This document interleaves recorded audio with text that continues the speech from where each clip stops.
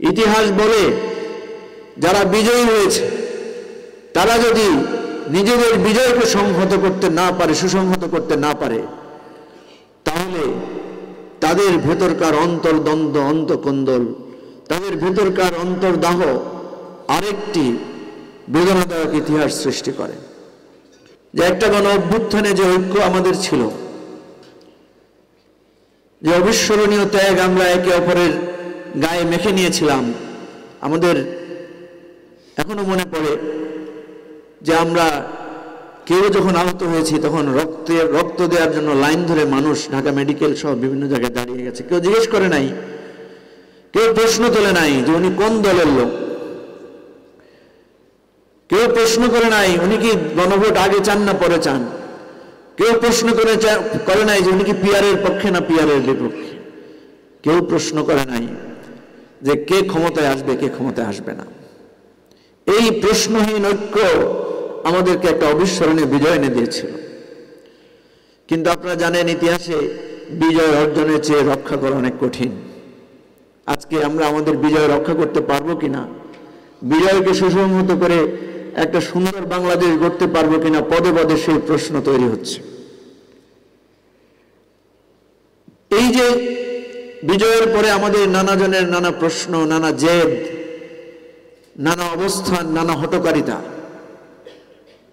এটা দেখে কখনো কখনো মনে ব্যথা জাগে। অনেকে প্রশ্ন তোলেন যে আদৌ নির্বাচন হবে তো, অনেকে প্রশ্ন তোলেন ফ্যাসিবাদ আবার ফিরে আসবে না তো, অনেকে শঙ্কায় থাকেন সীমান্তের ওপারে গিয়ে যারা জড়ো হচ্ছে, যারা নানা ধরনের হুমকি প্রদর্শন করছে, যারা নানা ধরনের আস্ফালন করছে, তারা আবার প্রতিশোধ স্পৃহা নিয়ে আমাদের উপর ঝাঁপিয়ে পড়বে না তো।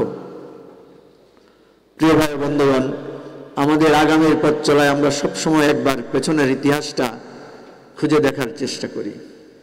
ইতিহাস বলে যারা বিজয়ী হয়েছে তারা যদি নিজেদের বিজয়কে সংহত করতে না পারে, সুসংহত করতে না পারে, তাহলে তাদের ভেতরকার অন্তর্দ্বন্দ্ব, অন্তঃকন্দল, তাদের ভেতরকার অন্তর্দাহ আরেকটি বেদনাদায়ক ইতিহাস সৃষ্টি করে। আপনারা ইতিহাসের পাতায় পাতায় এই ধরনের বিশ্বাসঘাতকতা, এই ধরনের ভুল, এই ধরনের অপরিণামদর্শী কার্যক্রমের নানা স্মৃতি, নানা চিহ্ন আপনারা খুঁজে পাবেন। সেজন্য আমরা বারবার সতর্ক করছি। আজকে এখানে স্পষ্টভাবে বলছি, কারো জেদ এবং হটকারিতায় গণতন্ত্রের পথ যদি বিপন্ন হয়,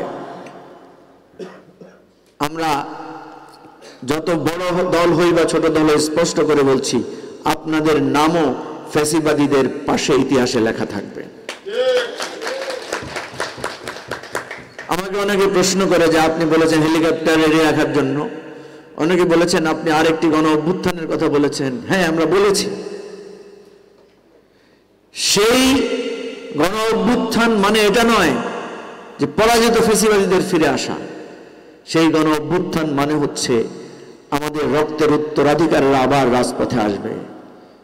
সেই গণ অভ্যুত্থানের মানে হচ্ছে আবু সাঈদের রক্তে যেদিন মানুষ জেগে উঠেছিল, আবু সাঈদের ওই প্রসারিত হাত দেখে যারা রাজপথে নেমে এসেছিল, যেই মুগ্ধের ছটফট করে মৃত্যু যন্ত্রণা দেখে যারা বাংলাদেশের বন্ধু হয়ে আমাদের পাশে এসে দাঁড়িয়েছিল, তারা আবার আসবে।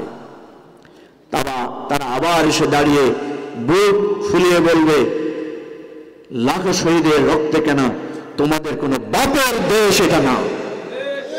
তারা আমাদের দিকে আঙুল তুলে বলবে, তোমাদেরকে আমরা বিশ্বাস করেছিলাম, ভেবেছিলাম সেদিন তোমরা যে রক্তের পাশে এসে দাঁড়িয়েছিলে, এটা তোমাদের আন্তরিক দাঁড়ানো ছিল।